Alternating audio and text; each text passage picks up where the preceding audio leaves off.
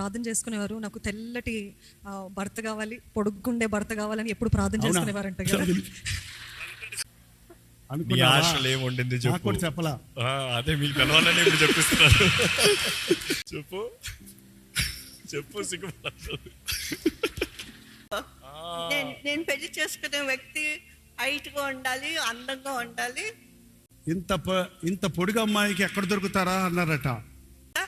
పెళ్లి సెటిల్ చేసి పెళ్లి సరే నేను వచ్చానా, మీరు రాలేదు.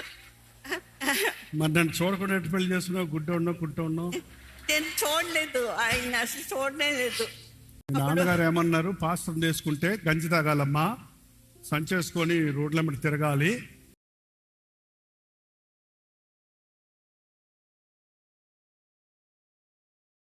మీరు మమ్మీని ఎలాగా కలిసారు, ఏ సిచ్యువేషన్లో కలిసారు, ఎప్పుడు కలిసారు, కొంచెం వివరించండి.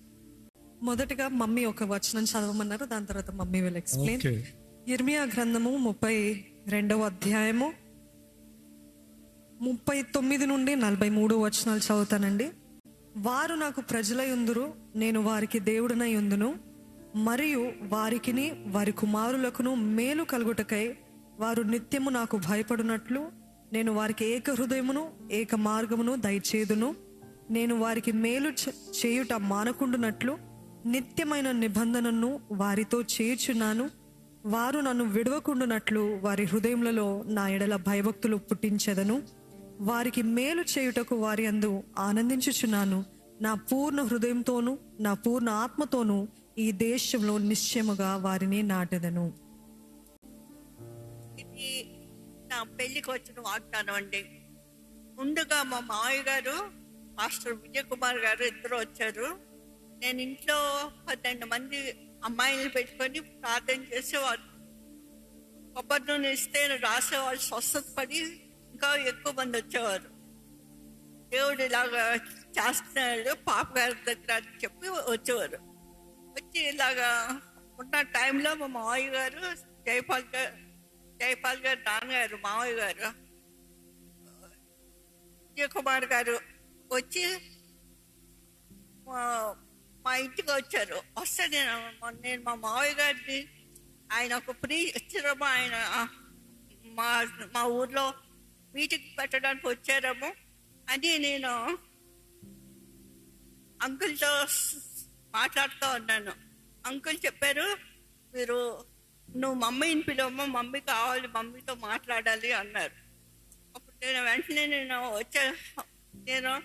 వచ్చారు కదా అని మా అమ్మగారి దగ్గరికి వెళ్ళి స్కూల్లో టీచర్ కింద చేసేవారు అని చెప్తే అప్పుడు మా అమ్మ తను పర్మిషన్ తీసుకొని ఇంటికి వచ్చారు. ఇంటికి వస్తే అప్పుడు మా అమ్మగారితో మాట్లాడారు, ఇలాగా ఈ అబ్బాయి పాస్టర్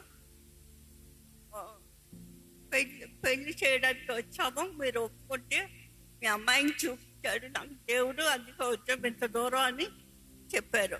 అదే టైంలో మా అమ్మగారు వాళ్ళ నాన్నగారు వచ్చాక చెప్తానండి అని చెప్పి వెళ్ళిపోయారు. వెళ్ళిపోతే మా మావయ్య గారుతో పాస్టర్ గారు చెప్పారు, ఈ అమ్మాయిని నాకు దేవుడు చూపిస్తున్నాడు, మీరు ఈ అమ్మాయిని కుదిర్చి పెళ్లి చేసేయాలి డిసెంబర్లో అని చెప్పారు.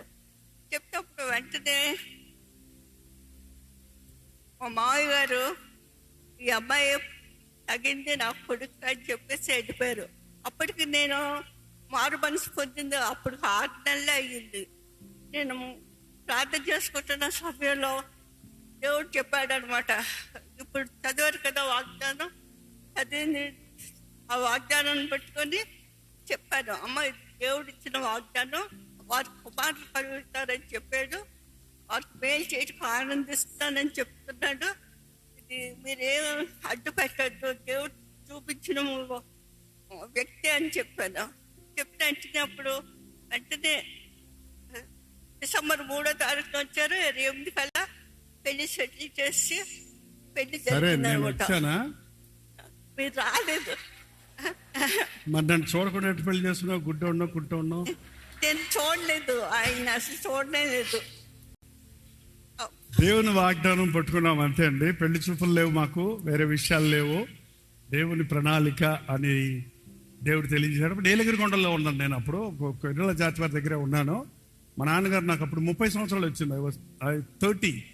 యాక్చువల్గా మా తమ్ముళ్ళు ఇద్దరు వాళ్ళు వెల్ సెటిల్డ్, అప్పటికి ఉద్యోగాలు వచ్చేస్తే వాళ్ళకి జాబ్ చేస్తున్నారు. 2వ తమ్ముడు 3వ తమ్ముడు, ఇద్దరు తమ్ముళ్ళు ఉద్యోగాలు చేస్తున్నారు. మా చెల్లెళ్ళు కూడా దేవర్ ఫినిష్ దేర్ స్టడీస్.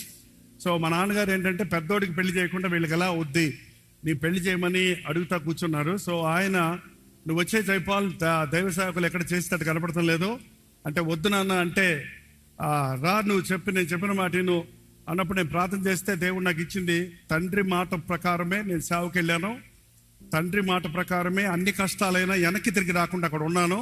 మరి ముఖ్యంగా ఇస్సాకు విషయంలో అబ్రహాము ఏర్పాటు చేసిన వివాహం ఎలా జరిగిందో, దేవుడు నిర్ణయించిన వ్యక్తిని, తండ్రి ద్వారా బయలుపరిచిన వ్యక్తిని నేను వివాహం చేసుకోవాలని దేవుడు ఏర్పాటు అన్నది.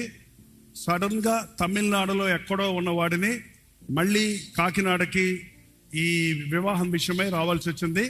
మా నాన్నగారు వచ్చి చెప్పారు, నేను ఒక అమ్మాయిని చూసాము, సేవకులు తీసుకెళ్ళి చూపించారు, రక్షించబడి ప్రార్థన చేసుకుంటుంది. మేము ఇంటికి వెళ్ళామరా, చెప్పకుండా వెళ్ళాం పెళ్లి చూపులని కాకుండా. ఆ అమ్మాయి కొంతమంది అమ్మాయిలు పెట్టుకొని ప్రార్థన చేస్తూ ఉంది. ఎవరు చూడకపోయినా ఆత్మల పట్ల భారం కలిగి ప్రార్థన చేయిస్తుంది. ఆ అమ్మాయికి దేవుని భక్తి ఉంది, ఆత్మల పట్ల ఆసక్తి ఉందని నాకు దేవుడు రూఢిపరిచాడు. ఈ అమ్మాయి దేవుని చిత్తమని నేను అనుకుంటున్నాను, నువ్వు ప్రార్థన చేసుకొని చెప్పన్నాడు.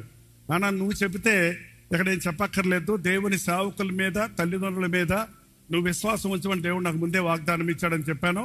అప్పుడు అంతలోనే 3వ తారీఖు డిసెంబర్ వచ్చారు. 28వ తారీఖు మా పెళ్లి జరిగిపోయింది. మీరు ఎప్పుడు చెప్పేవాళ్ళు కదా, మీరు ప్రార్థన చేసుకునేవారు, నాకు తెల్లటి భర్త కావాలి, పొడుగ్గుండే భర్త కావాలని ఎప్పుడు ప్రార్థన చేసుకునేవారంట కదా. దేవుడు నాకు అడిగిన దానికంటే అత్యధికంగా ఇచ్చాడని మీరు తర్వాత చెప్పారు కదా.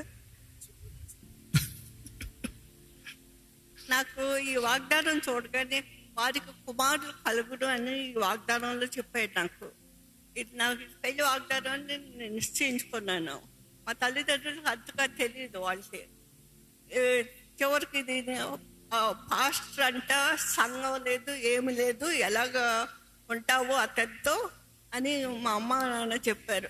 ఇది దేవుడు చూపిస్తున్నాడమ్మా, దేవుడు నడిపిస్తున్నాడు, నన్ను పంపించండి అని వాళ్ళు బతిలాడుకున్నాను. నాన్నగారు ఏమన్నారు, పాస్టర్ చేసుకుంటే గంజి తాగాలమ్మా, సంచేసుకొని రోడ్ల మీద తిరగాలి, ఓకేనా అంటే గంజి తాగుతాను పర్వాలేదు, నేను కూడా దేవుని సేవ చేస్తానని తను నిర్ణయించుకుంది.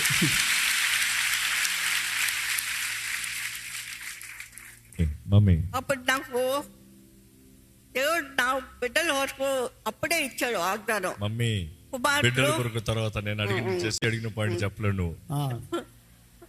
నీ ఆశలు ఏముండింది చెప్పు. చెప్పలా, అదే మీకు తెలవాలని ఇప్పుడు చెప్పిస్తున్నారు. ఏముండింది వారి కుమారులు దేవుడు చెప్పాడు. ఫస్ట్ నువ్వు ఇది చెప్పు, ఎలాంటి భర్తను అడిగావు నువ్వు? ఆశ చెప్పు చెప్పు. సిగ్గుపడతావు.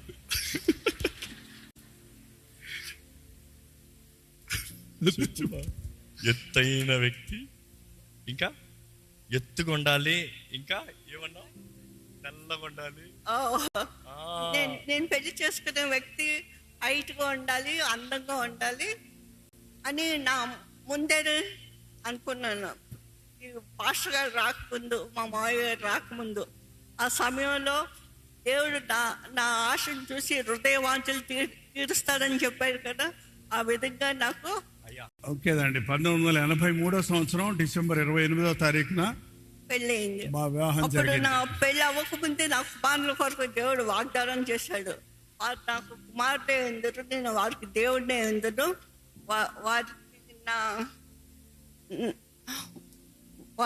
వారికి నిత్యమైన నిబంధన చేస్తున్నాను. ఇప్పుడు చదివింది కదా మా కోడలు, నిత్యమైన నిబంధన చేస్తున్నాను వారితో నేను అని చెప్పాడు. నిశ్చయంగా నేను ఈ దేశంలో నాటుతాను పూర్ణమైన మనసుతో అని చెప్పాడు. తర్వాత ఇలాగూ మేలంతటికి అవును, ఒక్క సంగతి అడుగుతాను, అట్లుండేదాన్ని కదా, ఇట్లా అయ్యావు? ఒట్టి ఎముకలే ఉండేదండి. ఇంత పొడిగా అమ్మాయికి ఎక్కడ దొరుకుతారా అన్నారట. ఆ పెళ్ళైన తర్వాత పొట్టిగానే ఉంది తన దగ్గర అని అన్నారట. అంటే దేవుడు వివాహం అనేది దేవుడి నిర్ణయాల్లో ఉంటుందనేది ఎక్కడో కోయంబత్తూరులో ఉన్న నన్ను ఈస్ట్ గోదావరి బలభద్రపురం అనే ఒక చిన్న గ్రామంలో ఉన్న తన కొరకు దేవుడు ఏర్పాటు చేయటం, అది దేవుని నిర్ణయ ప్రకారంగా దేవసేవకుల ఏర్పాటుతో అది నిర్ణయం ఇవ్వటం, అది నేను కార్యం జరిగిస్తున్నాను త్వరగా జరుగును అన్న ప్రకారంగా పెద్దగా సంప్రదింపులు, పెద్దగా బేరాలు, లాభాలు, కట్నాలు, కానుకలు, కులము, జాతి దేనికి ఇంపార్టెన్స్ ఇవ్వకుండా దేవుని చిత్తమో అని తెలుసుకున్న వెంటనే ఆ నిర్ణయంతో మేమిద్దరం జతపరచబడటం జరిగింది.